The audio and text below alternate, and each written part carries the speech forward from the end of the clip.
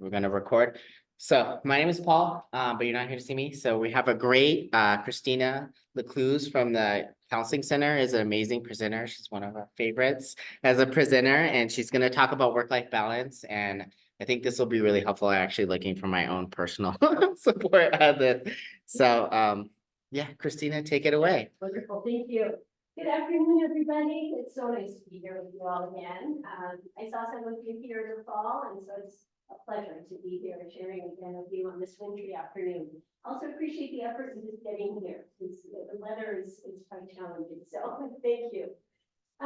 Yes, my name is Christina Introduction. I'm a clinical social worker. I'm the Associate Director of Outreach and Programming at the Counseling Center.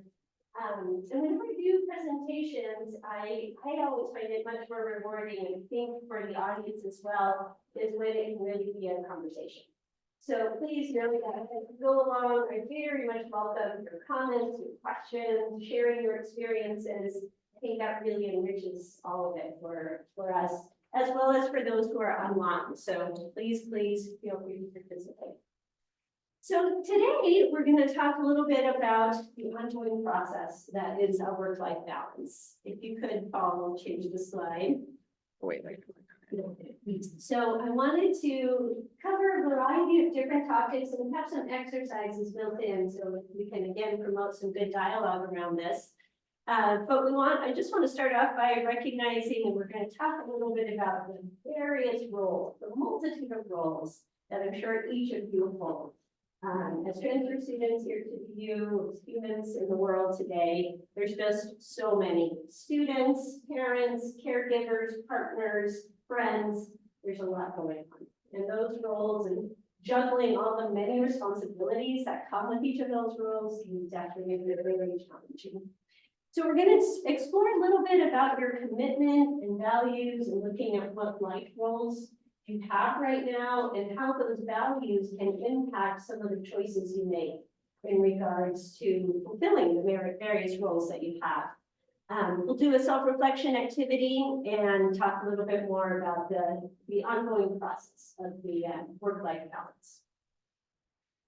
All right, so let's take a look, thank you, Paul, at what some of the challenges are. So just a show of hands here, and for those on Zoom, love to see your participation as well. Who here is a parent? Okay, yeah, couple here who are parents, yeah, me too. Caregiver, and that can be of younger siblings, that can be of parents,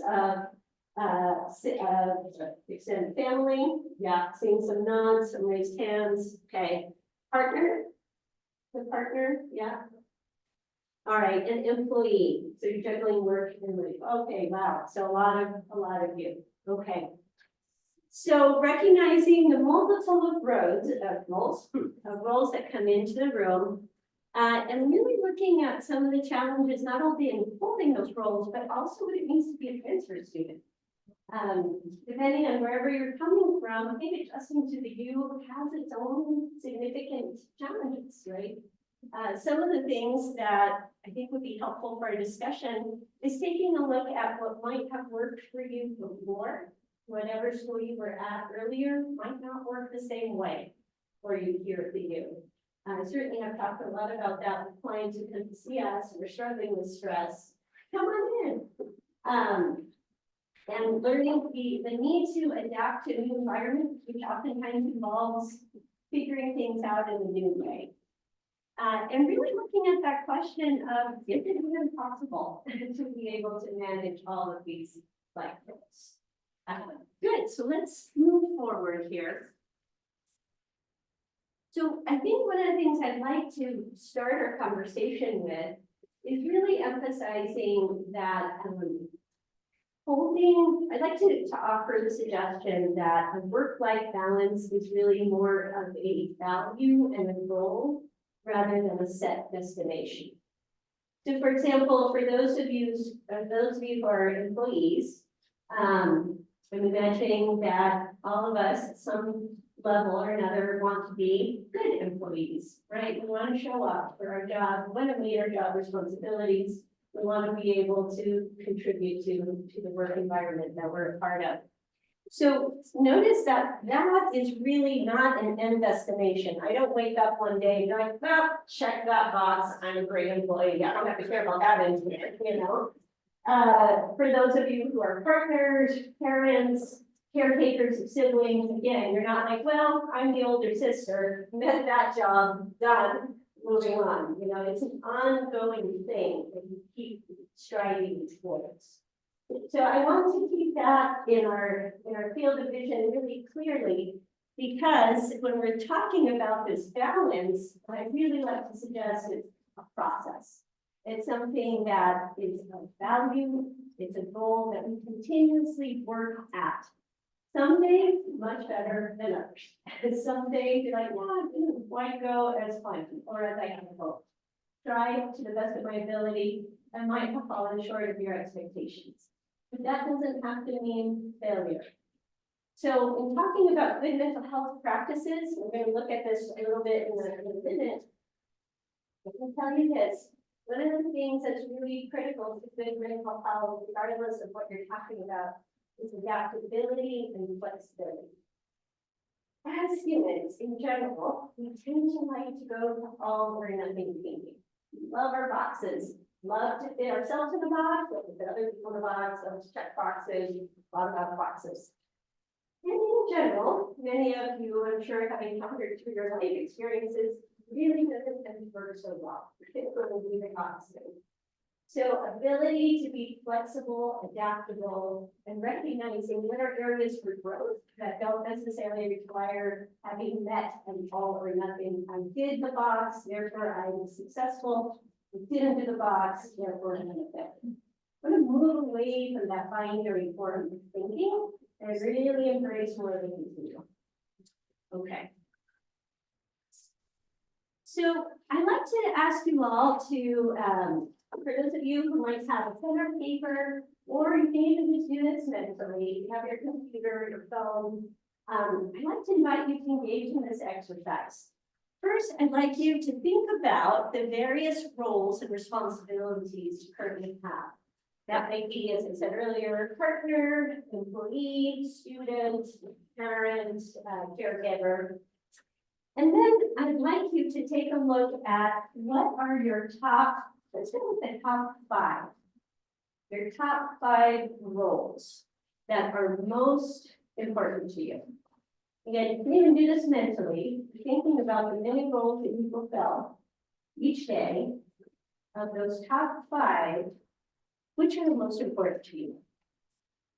And then the third aspect of this exercise is I'd like for you to mark a plus sign, thinking about the role that gives you energy, that's life-sustaining, satisfying, fulfilling for you, and mark a minus sign on roles that drain your energy, that are very difficult, that are less valuable or less important.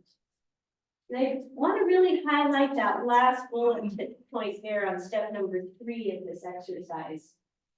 So there's going to be roles that will have both a plus and a minus.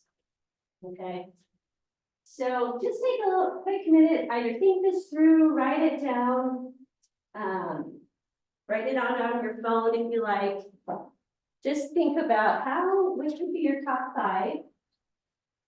Plus or minus for sustaining life, energy giving, or less valuable, it might be draining.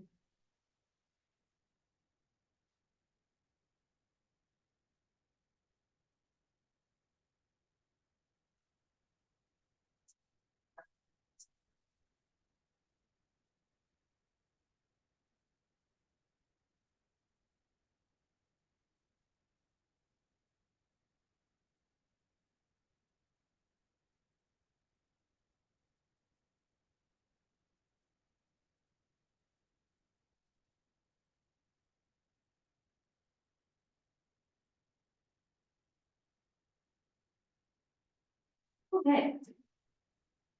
Well, if we could go to the next slide. So identifying the roles that you did, let's do a little pie chart. and looking at, again, guesstimate, right? How much of your time is currently spent on those roles? So I gave an example here.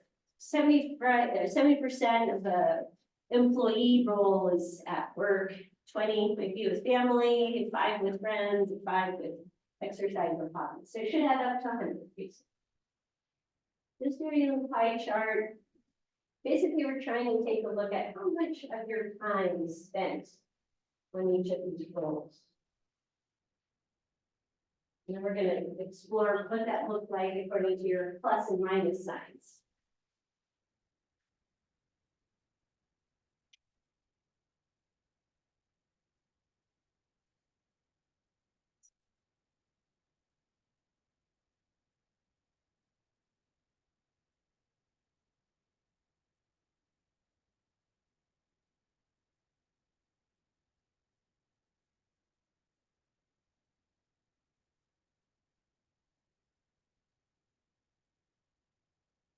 Okay, let's go over to the next slide. So, yeah, let's take a look at this. So some questions for you. How much time spent in roles vis-a-vis with the value you place on those roles? Let's start off with the question of somebody like to share their top 5 roles that they wrote down. And that again goes, yes, for their student folks too.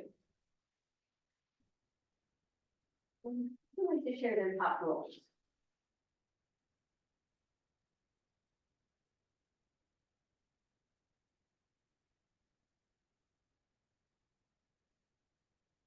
Don't be shy.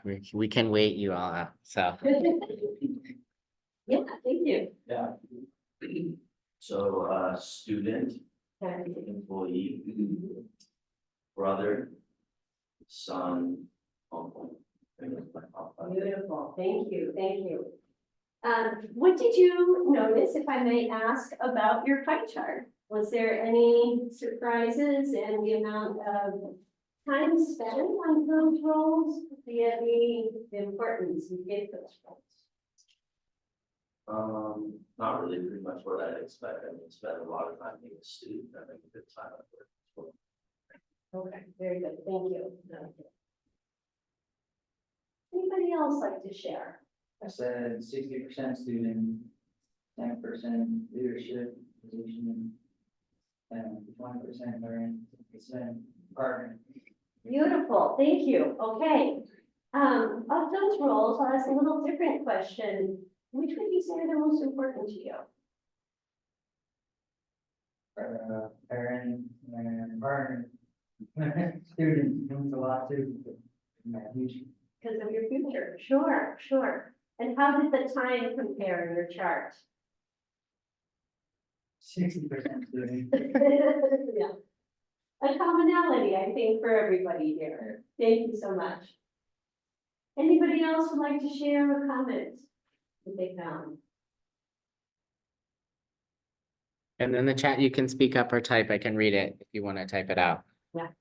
Good, good. So I think here's where we start to move into recognizing, the time and energy that we have for these various roles. And especially at the time of life that you're in right now, some of those numbers are going to have to be skewed.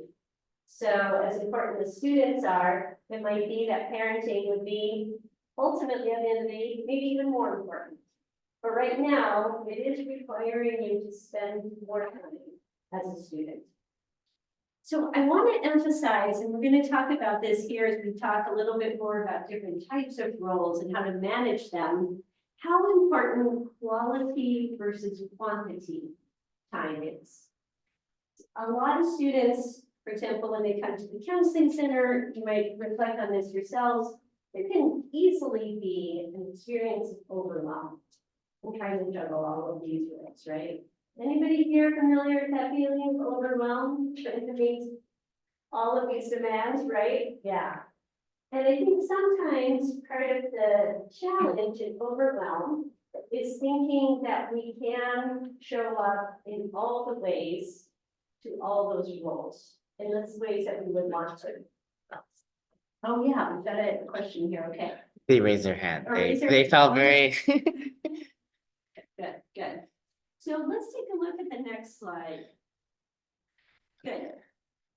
This was some research that was done by a psychologist by the name of D.T. Paul. And it's talking about coping strategies for managing different life roles. And in the research, came up with 3 different types of roles that people tended to gear their behavior towards. So we have, I'm going to start off with actually type 3, the reactive role. So with type 3, it's what I like to jump to that second bullet point of the super person, the superhero syndrome. Going to do all the things all the time perfectly well. So there is multitasking taken to the extreme, attempts to do it all and meet everybody's expectations all of the time. Anybody feeling a little identification? Yes, absolutely.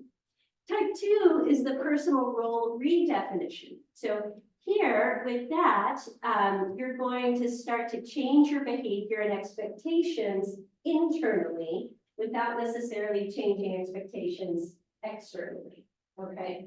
So with type 2, you're really kind of rearranging some of your own priorities. Sometimes a little shift in values, like how clean does my house really have to be?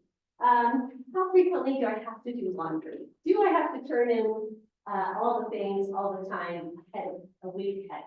You start to shift that. And then the first one, that structural role definition, is where you change the expectations imposed on you by other people.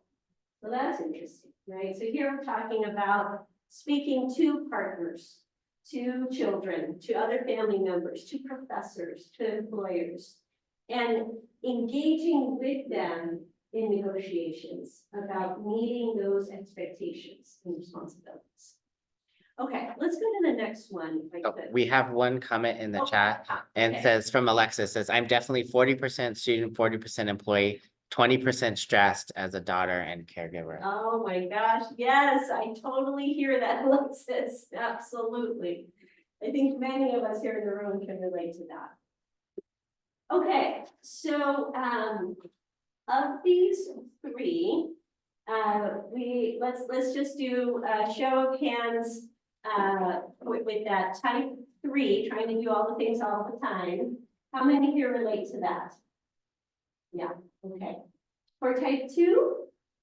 Little bit, okay, few. And then type 1, changing the expectations externally. Little bit, okay, little bit, yeah. Trying to shift from type 3 to type 4. Okay, excellent, excellent. We have some chats. It says type 3 and this is type 3 with a splash of type 2. I like that, yes, a dash of type 2, right? So probably no big surprise, but which do you think led to better mental health? Which type of role? So same 2, 1. Anybody, any other guesses? Yeah. Oh, another person said they're a mix of type 1 and 3. Yeah, yeah, okay. Yeah, so what the study revealed is that actually type 1 was the one that provided the best satisfaction and management of multiple roles. I'd like to suggest that there are aspects of type 2 that are also really good, right? Yeah, I think there's aspects of 2. Yeah. So of type 2, so that again is changing your own expectations and values. Anybody here have some examples they can think of their own, of your own experiences as a transfer student? How has that changed? How have you changed some of your own expectations for yourself in some regards in life? Yes. I felt like when I was at my other college, I was type 2. Okay. But now at the U's, it's like the university, and then I'm gonna get my bachelor's, I'm gonna do everything. Totally, okay. And when you were at your other college, would you mind sharing a little bit about what were some of those things you were willing to negotiate? Well, it's just like, I will, okay, so I just have more free time to go to work and save. And I have scholarships, so student was a such a big priority. I like saving was going to be. So you're kind of gearing up to getting there. Yeah. Okay, so imagine now that you're here, so that pressure is Yeah, way on you now. yeah. Yes, yeah. Other people can relate to her experience, having that increased pressure, transferring here, yeah. Is there anything you'd like to share? You know, this is my third call. Okay. Yeah, my dad's military, so I had moved a lot, I fall in around a little bit. But yeah, no, I'm trying to increase myself, but I kind of, I'm a little slack a lot, so I'm trying to not slack. Okay, trying to adjust and figure out how to do that, right? Okay, good. Oh, Anybody else? There's one in the chat. Oh, So yeah. Alexa says, at my previous college, I felt like it was type 1, but at the U, I feel like I've changed to type 3, largely because I don't have scholarships at the U and it's expensive and I'm ready to apply for my master's degree, which I've heard a lot from students of, prep for grad school. That makes a lot of sense. And it is expensive, right? It is, there's a lot riding on your role as a student, for sure. So, let's just talk that one through, right? So what happens when, we might move, as I talked about at the start of our time together here, some of that rigidity in thinking. I have to do all of the things all the time, or it has to be perfect. How do you think that impacts your mental and emotional wellness? Yeah, I think it's for me, because I can't be perfect all the time. It's like, when something drops or when something lets go, or like maybe I like have. Not choice words, but like have asked something Mhm. and I'm just like, oh, maybe this is not the full amount that I want to give it. It's just like oh shoot, like I let it go, it's my fault, I can't believe I did it. And so it's like this blame cycle, just like, oh, why couldn't I be perfect enough to complete it? Even though it may be like such a small, simple task, it could be like, oh, I just need to schedule something, but I'm waiting like 3 weeks later and it's like, well, that's not me for doing that. But then it's like, because of juggling everything else, I just like letting things drop. yeah, it makes a lot of sense. Thank you so much for sharing that. Yes, I think expecting perfection from yourself is setting yourself up for failure because you can't beat that every single time for every single thing. that's exactly right. That's exactly right. So would you mind repeating that? I feel like everybody in this room, we need to hear that again. Expecting perfection from yourself is setting yourself up for failure. My work here is done. That's great. Paul, could you do the next one? Beautiful. Actually, we'll go to the next slide. I want to show you all. I think my timing on some of these was wonky. Here we go. Okay, so let's keep what was just said about perfectionism in mind, because we're going to talk about perfectionism as a cycle of misery. Well, that's my title first. So there you go. But before we get there, I just want to point out this stress curve, because it's an interesting model to consider as you're managing so many roles and stress levels rise.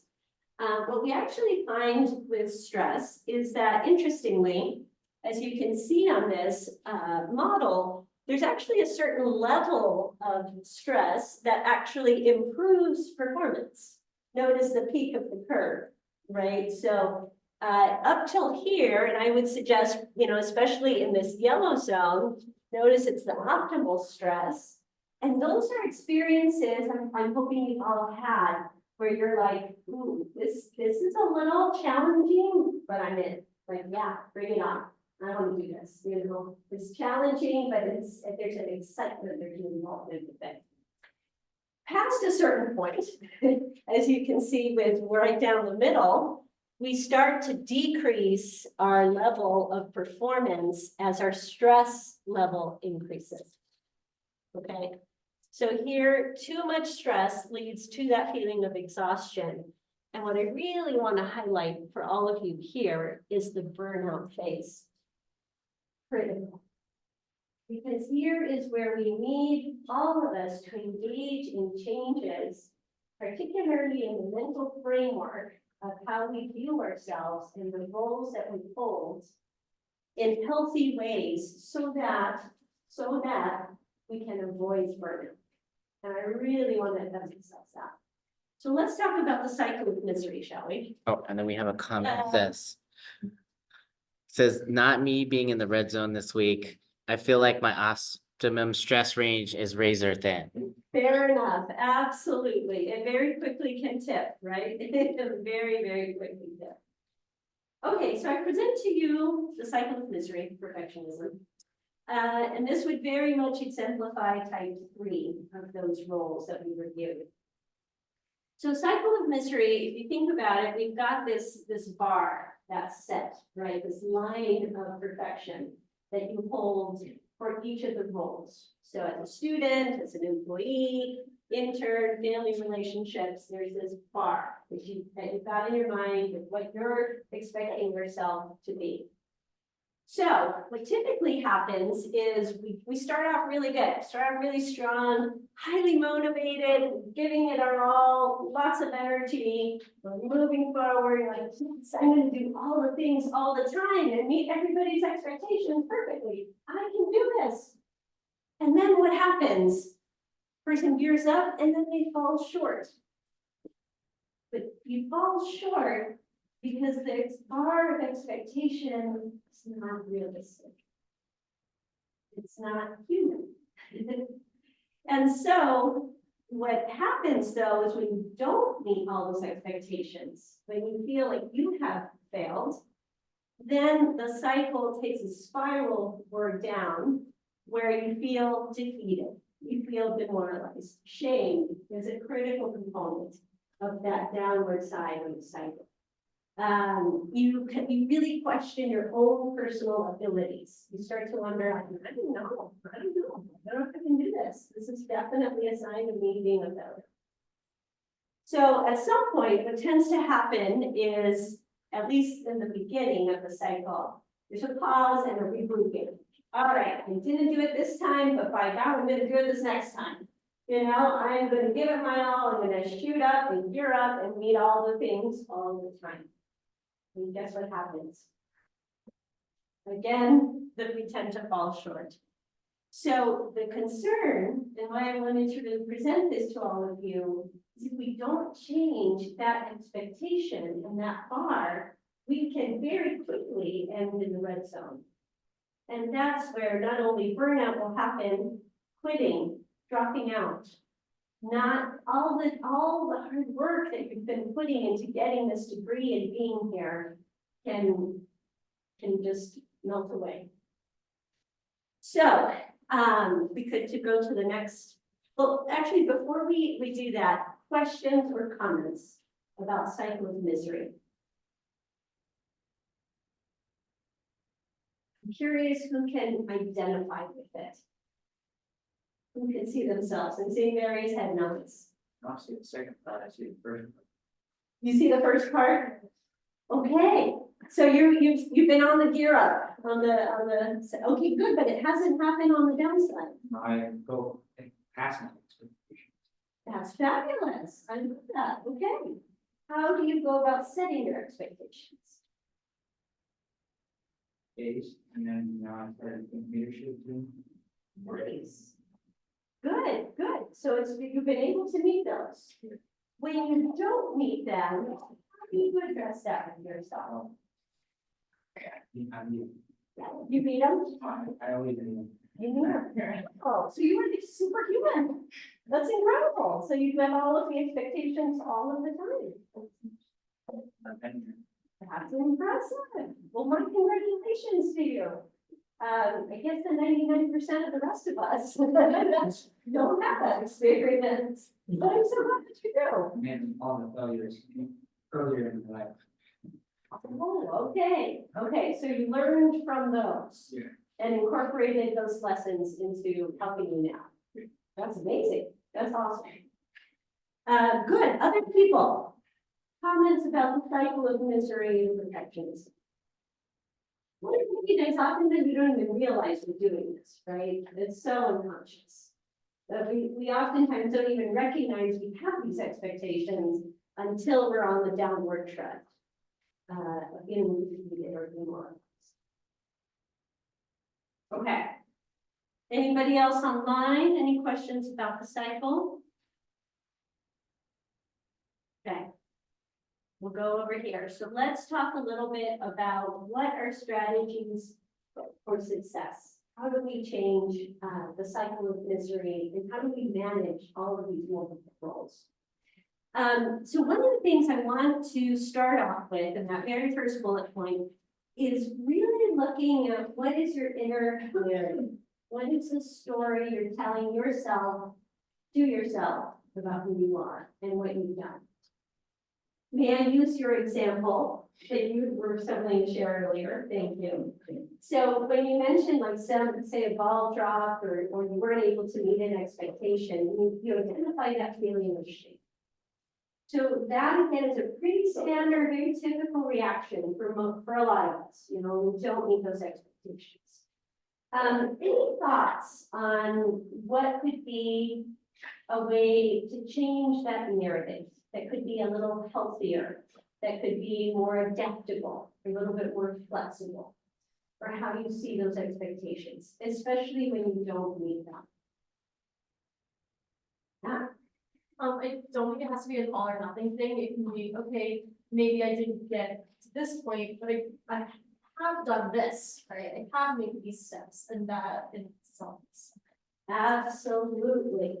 So notice what Josie just did right there, because she changed the black or white thinking, I have to do things perfectly all of the time, to more of like, yeah, that's disappointing. It didn't work out the way I had hoped.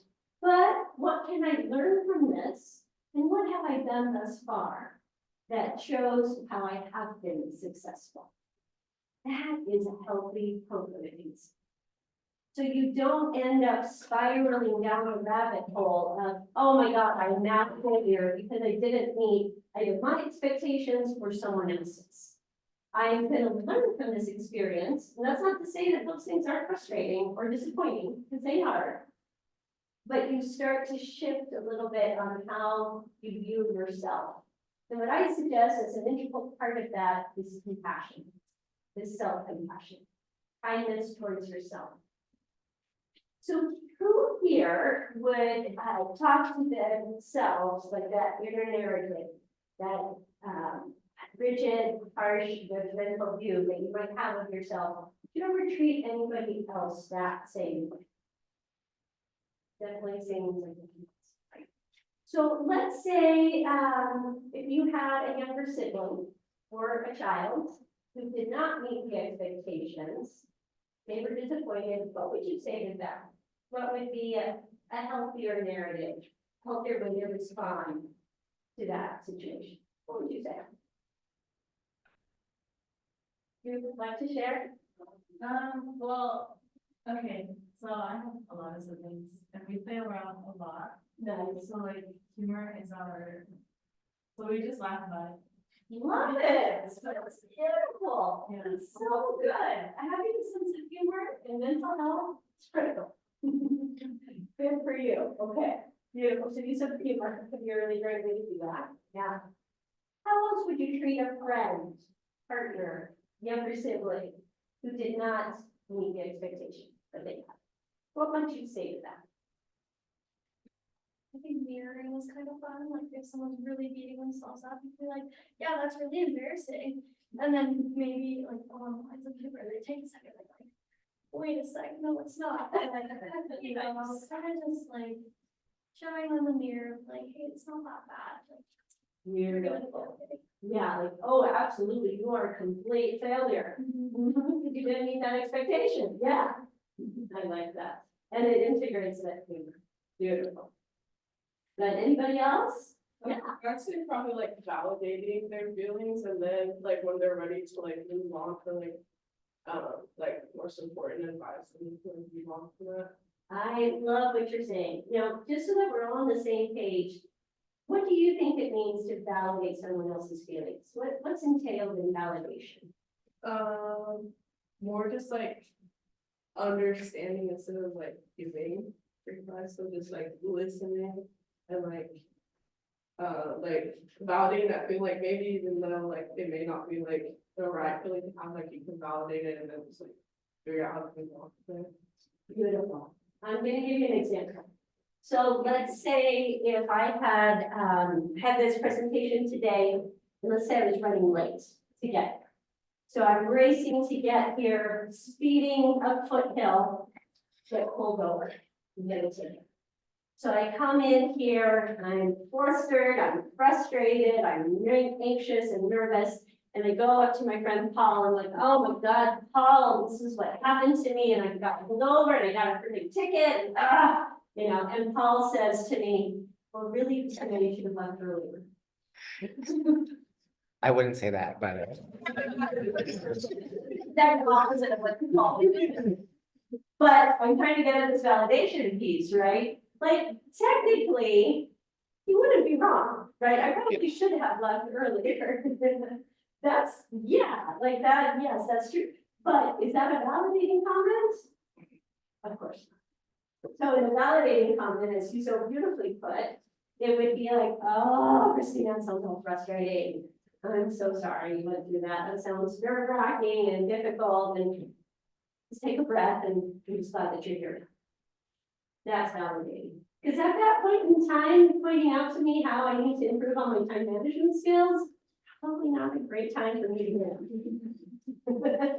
So validation is key to that. and we have a comment in the chat, Christina. So Alexa said, I repeat my little wins, even if I have a moment where I fail terribly. I focus on the fact that I once got 100% on a quiz, even if I just got a 60% on the last one. The little wins are what I try to focus on. And thank you for sharing that, Alexis. Oh, Alexis, beautiful, excellent, absolutely. Thank you. Thank you for sharing that.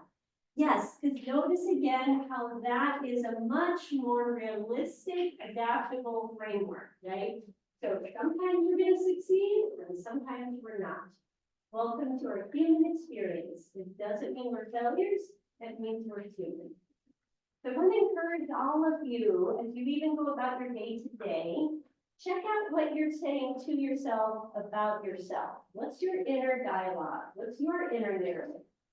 If you go and get ready for your next class, or you get turned back that paper that you had worked on and you didn't get the grade you wanted.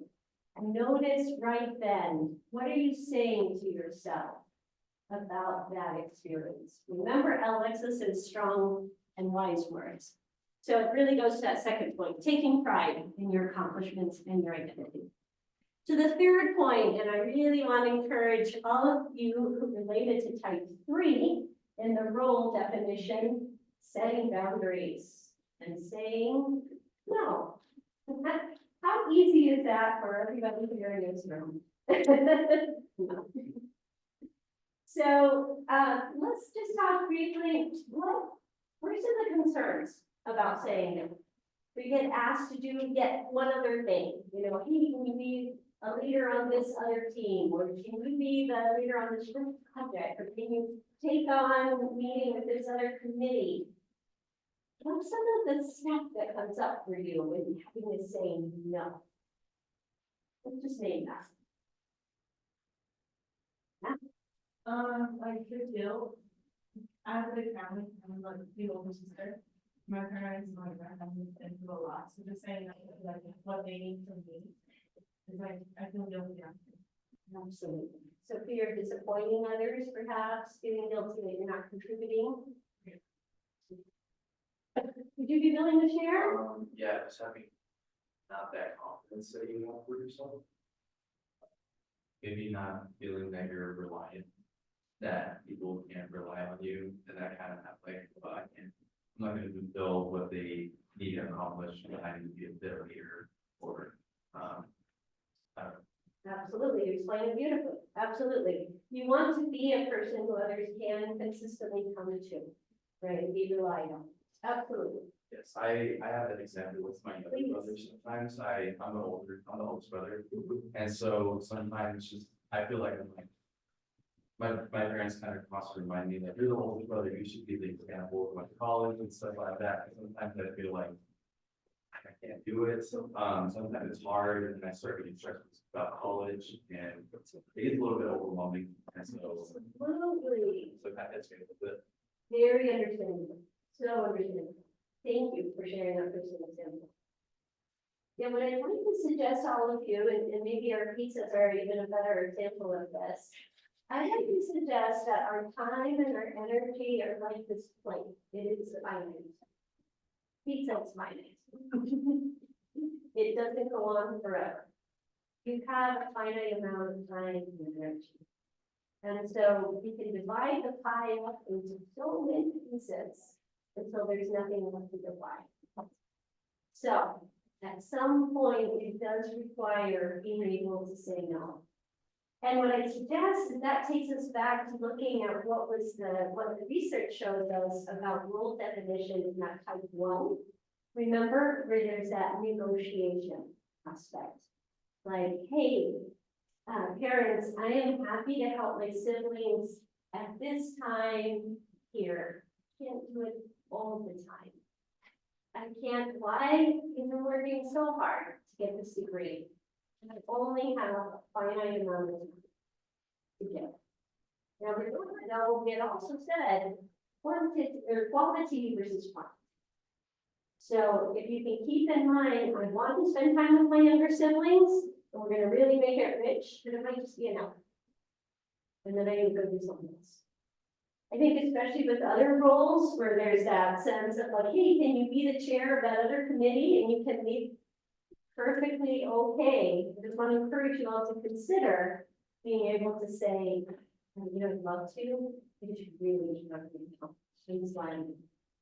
And in order to do all my other things well, you have to give yourself permission to have the time and the energy to do that. Questions or comments about that? Okay, let's take a look at the next one then. Oh, there's a comment.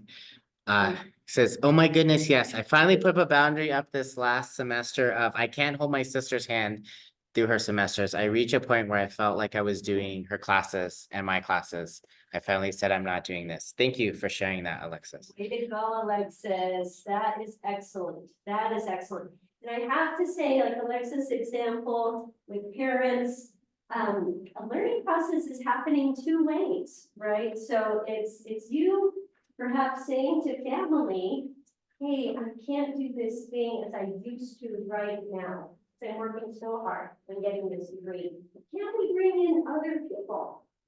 Could there be aunts or uncles or cousins, other members of the community that we could also pull on for resources to help? Where you don't have to be the be all and all for all things. Yeah, okay. So I want to really emphasize these last 2 points of giving yourself permission to engage in the things that will help you avoid burnout, avoid that tail end of the bell curve. And so that's going to include self-care practices. I'm going to share a personal example. When I was in grad school, and guess what I was doing? This was in mental health. Isn't that nice? I was doing grade 3. Absolutely. I was like, yeah, I'm going to do all the things all the time. And what ended up happening is my body decided, no, you're not. You're not going to do that. And I'm ready. So I first started with bronchitis, which then moved into pneumonia. And at one point, I was just realizing it hit me truly like a ton of bricks. Like, oh, that self-care thing we keep talking about in class. Really, I need to do that. I kept thinking, like, sure, I'll sleep and have some downtime when we have a break. That's when I'm going to do that. Yeah, that's how I'm going to do it. During the semester. So what I recognized at that point in time was I have to give myself permission to speak and to really be disciplined about that. A certain time, whatever that cutoff time is for you, you have to give yourself permission to do that. Because otherwise, it's like, well, maybe I can just do another job. Or maybe you can work on that problem set a little bit more. So you have to be willing to say, no, I actually am going to do this to help myself ultimately reach my goals. Because if I don't sleep and I don't take care of myself, I'm gonna burn out and I won't reach that degree that I'm working so hard to do. So who here sacrifices sleep for their studies? Someone, okay. For those of you who have perhaps are engaging in good sleep hygiene, what do you tell yourself about sleep? Tell me the narrative. Yeah. I think sometimes like, it sounded so stupid to me at the beginning to be like, oh, my body needs this, and like, I don't need it. I was like, I don't need sleep, I don't need food, I can just keep cracking down and going. I think that's where like the burnout really kicked in, so like, whenever I felt like I was hungry, I would literally just stop what I'm doing, take the break to eat, but I wouldn't take the work with me. I would just leave it aside, I would eat, like, if I wanted to watch like a little bit of a TV show, even if like sometimes sometimes I would go over that time and be like, oops. But sometimes it was just nice to like not be able to think about the work because then that actually refreshes me to come back. Or like if I come home, like I commute to campus. And so like when I go home, like I need a nap. And so I'll just set like a short timer and be like, I just take a nap and then I can get started. And I feel like for me, I used to be where like I always had to be on 24/7 and not have this deadlines to me versus like, you know what, it's not worth the lack of sleep to do it. Sometimes even if I have to wake up early in the morning, I'd rather do that than sacrifice my sleep because I feel like I can do so much better, even if I sleep for like a couple of hours. This is what I'm saying. This is what I'm saying. So you gave yourself permission to rest so that you can keep doing what you're working so hard to accomplish. And then we have a chat comment that says sleep is the thing I sacrifice the most. Okay, yeah. It's, believe me, Kara, I understand, I've been there. I can just say that it can catch up to you. And it can end up defeating the hard work that you're putting into it. So I want to encourage you to consider giving yourself permission. Now, and it's not just sleep though, we're looking at some other things, right? So exercise, of course, is a wonderful way to be able to decrease stress levels. And again, it's sort of like, what am I going to find the time to exercise? But this is again where you give yourself permission to engage in practices that will help you through the marathon. Because you're all in a marathon. You know, this is a marathon. This is a race, a long race. And if you don't keep yourself hydrated and nourished throughout this race, I don't want you to reach that tail end of the bell curve, the burnout phase. Okay. Connection with other people, with your family, with partners, with loved ones, those can also be incredibly nourishing. So really want to promote spending time that way. And then lastly, I wanted to really make sure to encourage you to make use of the many resources that the U has to offer. I think one of the benefits of the U, many, is that we have so many resources. The flip side of that is there's so many resources that you don't know which one to use, you know, or it gets a little overwhelming. So I was just trying to think about some of the things that could be of use to you all. Paul can pass on this information or this PowerPoint to you. There's links in each of those. Learning Center, Writing Center, Student Success Coaches, all wonderful services designed to help you.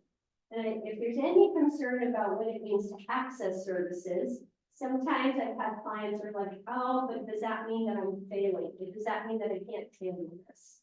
Let me just remind you all that you are in fact, as we check, students. What? Yeah, you're not going to be yet. So if you don't know how to do something, yeah, that's why you're a student. You are here to learn. So give yourselves permission to access those things, because there's so much out there. And then of course, yes. Oh, I was gonna say one thing I try to tell students, because I used to say it's free, but I think a better way of saying it is you're paying for this with your tuition. And so it's like, get your money's worth. So I would say, get your money's worth. Yes, exactly. So all of those student fees. And including the counseling center. If you could, Paul, go to that last. So this is us, counseling center, in all your spare time, come see us. But we have some wonderful things to offer. I've listed a few here. So we have skills workshops, which are designed to identify and help you learn the tools to manage some of these things, like taming stress. As the name suggests, it's a workshop designed specifically to help you learn coping skills for managing stress, anxiety, and depression. We have a fabulous one called Mental Coaching for Success. That one's specifically for students, it doesn't have to be specific, for students who might be struggling with time management, focus, motivation, prioritization, learning skills to manage those things. We have group counseling, which is our solution for weekly long-term care. And we also have individual counseling, typically every other week, for about 12 sessions. Again, all of this is free of charge because you're paying for it in your student fees. So, I encourage you all to follow us on our social media. We do post a lot of events coming up or services that we're offering. Yeah, so Counseling Center, we are located in the Student Services Building. So that's the big kind of bunker building just west of the Union. Tuition is there, financial aid. We're up on the 4th floor. So come check us out. Okay, it says, where can we find information about the other office, resources offered by the U? Yeah, Alex, I would suggest the Dean of Students office is a wonderful website. So Dean of Students is going to have on their website a listing of so many resources, especially in student affairs that can be of assistance. And then we have a lot of transfer specific information at transfer.utah.edu and we post the recording. So this will go up on our website as well. And then we have another, so thanks. Basic needs is great with lots of students. Mhm. Incredible, yeah. Maybe we can just go to the next slide. Yeah, I think that's it. So questions, comments, observations, anything else you might like to add to our discussion and conversation today?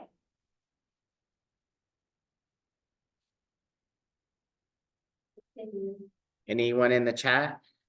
Okay.